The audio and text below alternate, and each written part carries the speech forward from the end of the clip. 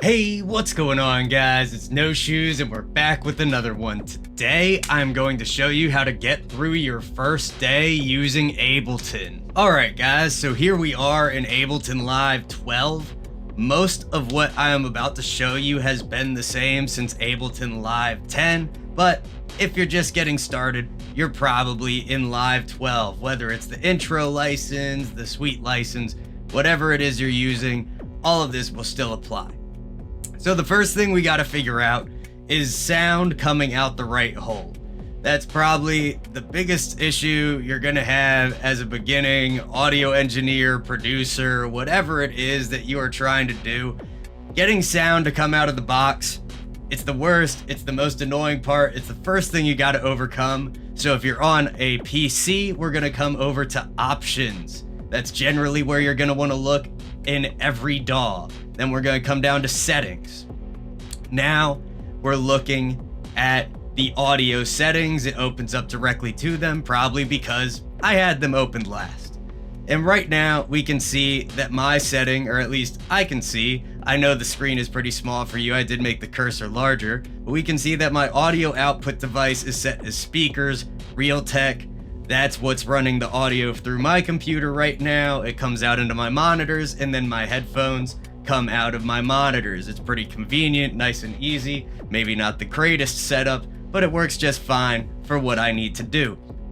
So we have speakers Realtek set as our audio output device. My microphone is actually set as the audio input device, so we could record some vocals if we wanted to into Ableton. But now that we have that set, and we also see that our sample rate is set to 44.1, which is considered CD quality. It's perfectly fine for digital music. You could up it to 4800 if you're supposed to be syncing your audio to video, which would be called DV quality.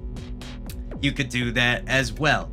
But 44.1 is going to work just fine for us. That's 44,100. That's our sample rate. So then, now that we have the audio coming out of the right place, and if you're on Mac, you're going to do the same exact thing, but under a menu called Live instead of Options. You'll find Settings or Preferences, as they call it on Mac, because for some reason they have to be different. Then you'll still go back in, select iMac speakers as your output device, whatever. You get the gist. The next button I want to talk about is the I button. It is in the bottom left-hand corner. And this box right here that you can see my cursor waving over is what's called the info view. This is going to be your best friend. Every button that you don't know what it does, this will tell you if you hover over it. So if we hover over here, this is your track volume. These are your faders. I think fairly obviously enough. They look just like faders that you would see on a traditional board or, whatever other type of audio mixer you might have seen photos or used in the past. So those are going to adjust your track volumes. We have all of our tracks here. These are MIDI tracks. We have our return tracks over here, which are the default reverb and delay return tracks, which essentially means that we can send a piece of these tracks into these tracks to affect it with things like reverb, delay, or really whatever you want to place on there. And then we have our main channel or our master track with our master fader right here on the far right side. It's always going to stick over there. So coming forward from that, we can unclick the I button. And the next thing that you're going to want to think about is you probably got some packs included with your subscription to Ableton. Not even a subscription, just your license. You pay one time. That's what I love about Ableton. And one of the great things about these packs is if you right click on them, you can actually click Show Default Lesson. And then again, right here on the right side, you're going to get a full lesson in exactly what that pack does, what it includes, and how you might be able to use it. Very useful. A lot of times, as you can see over here in the file browser where you can look at the packs, you can look at your instruments, you can look at your effects, you can search through things, drums. We got that. We got glitch. We got who knows what else. Lots of different things in here.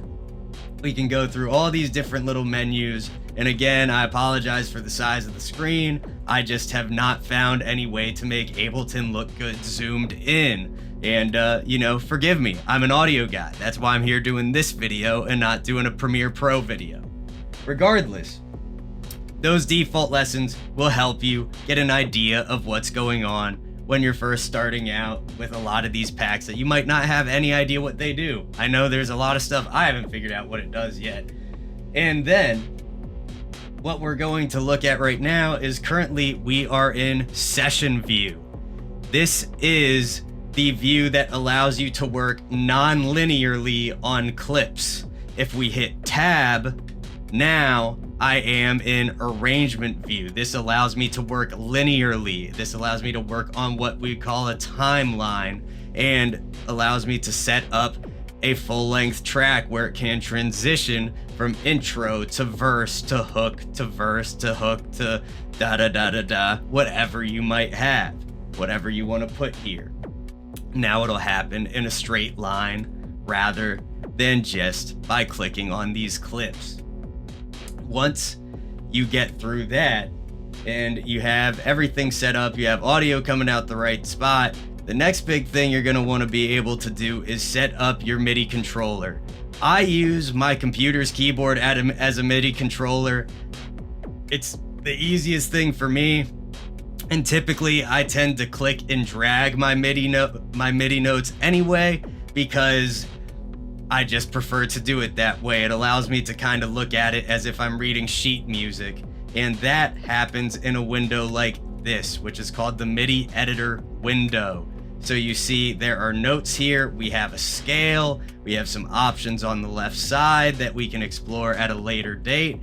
And one of the things that really gave me the most trouble with this window is being able to zoom in and out of it. So you can make this window big, small, skinny, large, whatever you want to call it, but that's not going to determine the size of the notes and the size of each octave. So what you can actually do is when you have the magnifying glass right here, and I'm right in between C1 and 2, but it works between C2 and 3, C3 and 4, just right in that little edge between the piano roll and those settings on the left side, you can click and drag out to zoom out, or zoom in, and you can click and drag to the left to zoom out and make things smaller. So to the right, make things bigger, to the left, make things smaller. Not that complex, but if you don't know what it's doing and you don't know that's there, it will be a pain to figure out. We also have the option to remove our faders, this button down here in the bottom right. We can get rid of them, we can bring them back. We can also bring in our signal chain. So if we're selected on analog right now, the only thing in our signal chain is that analog bass line, which, well, analog could be anything, but in this case, it's a bass line. And I'll play a little bit of this for y'all in a second here before we get through everything else. Like I said, we want to enable your computer keyboard to actually input MIDI so you can at least test sounds out, even if you're not going to play them as an instrument.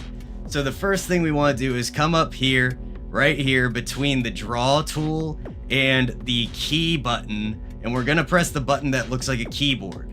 That tells Ableton I want to use my keyboard as a MIDI controller. Next thing I'm going to do is I'm going to come down to the bottom of the track that I want to control. And this is the record arm button. So this arms the track to record if I were to press the global record button in the top, but it also enables MIDI input to the track. So let me just play a couple keys.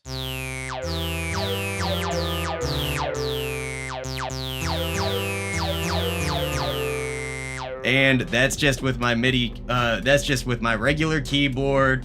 You start on A, for your bottom note, generally C, and then you can go all the way up through L, and then you can also use the keys above it. I believe W, E, you skip R because that is the record hotkey, then T, Y, U, I, and it stops at U. And that is going to give you a full set of an octave and a keyboard, white and black keys together. And it works out pretty intuitively if you have a general understanding of what a keyboard or piano actually looks like. So we're able to test out the sound now, get some ideas of what we can do with it, maybe play some test patterns just to get a feel for it. And if you're comfortable playing a keyboard, you might just play the notes like that and record that way. So that's most of the basics. We've gone through the file browser where it will show you all of your different devices, your instruments, your audio effects, your MIDI effects, your modulators, your Max for Live devices, and a whole bunch of stuff that's probably way too overwhelming to go over today. And if you guys want another video on that, we can talk about all of those things specifically at another point. We've talked about how to get in and out of session and arrangement view. Just hit tab. It's awesome. Move back and forth real quick. It's great. You have your MIDI channels where you could also have audio channels here and put in audio files for mixing, for producing, whatever it is you're doing. You have your return tracks for your time-based effects generally, like reverb and delay, where you can send pieces of your MIDI or audio tracks into the return track to be affected separately from the original signal. And then you have your master fader, your main channel that everything will travel through to the output, as long as you have it set that way. Regardless, there's a couple more hotkeys that I think you guys might find useful. So if we open up the MIDI editor window, you're gonna notice right here I have a drum pattern set up. And this drum pattern is set to a 16th note grid. So that takes a quarter note, 1, 2, 3, 4, and divides that into 1E and a 2E and a 3E and a 4E and a. Now let's say I want to make my drum pattern faster. So what I can do is I can subdivide this grid even further by holding Control and then pressing 1. So it might be hard to see on your computer at home, but the grid just doubled in or halved itself in size, which doubles the speed because now the subdivision has increased by a factor of 2. We've gone from 16 to 32nd notes. If I hit Control 2, now we're back to 16th. If I hit Control 2 again, now we're back to 8th notes. And you can cycle through that, use it as you wish to find the subdivision that best fits your needs. I find this really useful, especially for clicking and dragging. The other button you might use less often is Control 3, which is going to take a 16th note grid and make it into a 16th note triplet grid, which is 1TL and TL, 2TL and TL, 3TL and TL, 4TL and TL. If you're doing 8th notes, 1TL, 2TL, 3TL, 4TL, getting you into those triplets. Control 3. It's nice, it's fun. I'm trying to use triplets more often. Doesn't always work out. Another hotkey that of course is important is the spacebar. Play and stop, as it is in most systems, even like if you're listening to music on YouTube, play, stop. It's almost always a spacebar. So spacebar,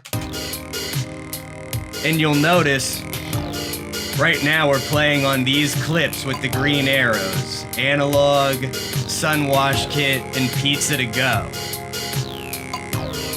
If we come over to this view, none of these are actually colored in. And the reason these 3 layers aren't colored in and that second from the bottom layer is colored in is because I have disabled it. So you can hit these little colored buttons right here, they turn yellow, and that will enable or disable a track.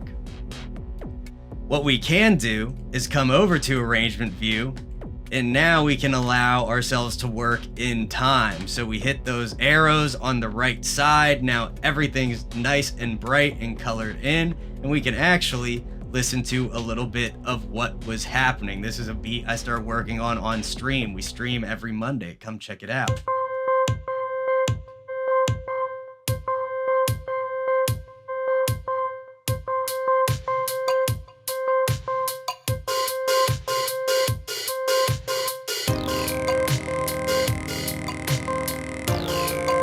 All right. And we can also access the MIDI editor window from this screen as well. We'll hit spacebar to stop it again. And another useful tool, especially when you're moving notes around and trying to coordinate melodies, bass lines, whatever, is being able to move notes up and down by the octave. So if I come over these notes, if I highlight them, create a little box, click, drag, make a box, now I can hit Shift up arrow. Just went up an octave. Shift up arrow. Went up another octave from the first octave to the third octave. I hit shift down to the second octave again. Shift down to the first octave. Great shortcut. Really helps when you're trying to coordinate things together.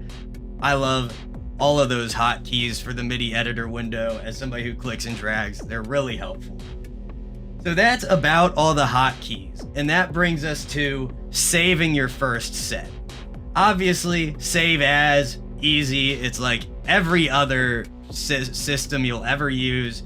You hit save after the first save as, now that it's named. But the button I'd like to focus on is collect all and save. Because what collect all and save will do is be extremely helpful to you if you're the type of person who, like me, moves your projects around between different computers that may not both have the same exact plugins.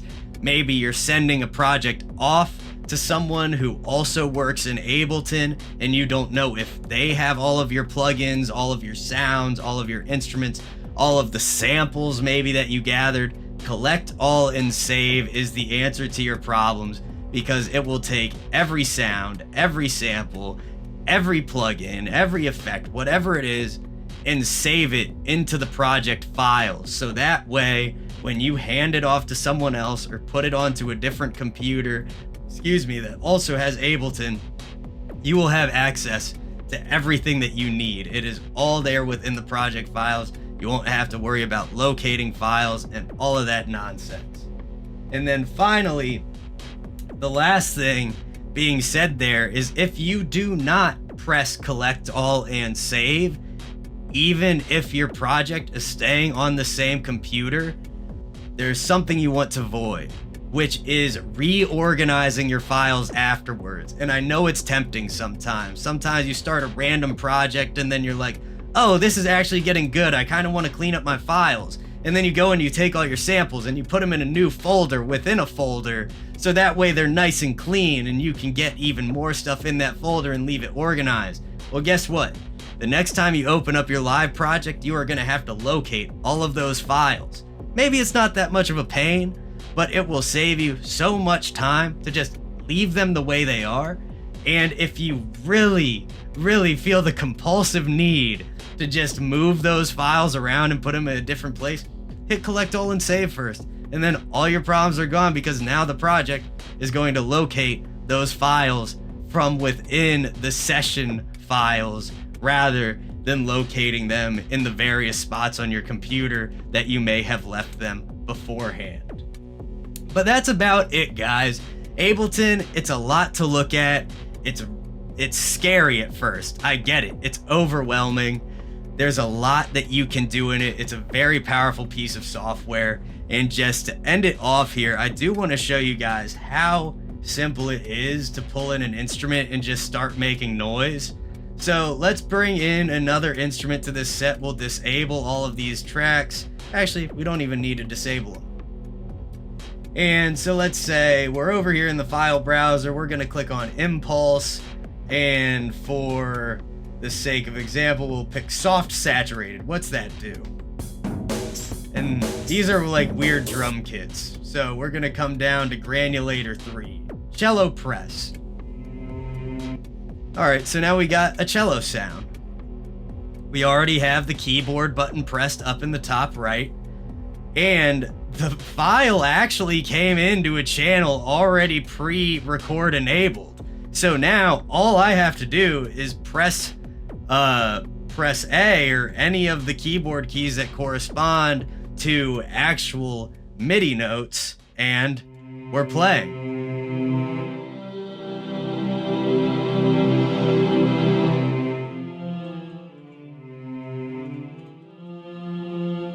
And it's really just that simple. You can come in, start recording, you can click in these little clip sections to create a new MIDI file. You can click and drag, boom, boom, boom. Set up your notes and you are off to making music. It's really not that bad. We can hit solo down here and let's hear it.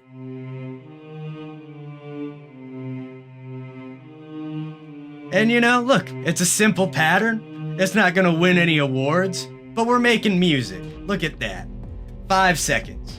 So, look guys, I don't mean to understate the complexity. Like I said, Ableton's scary. It freaked me out the first time I looked at it. I hope you guys have a better time than that.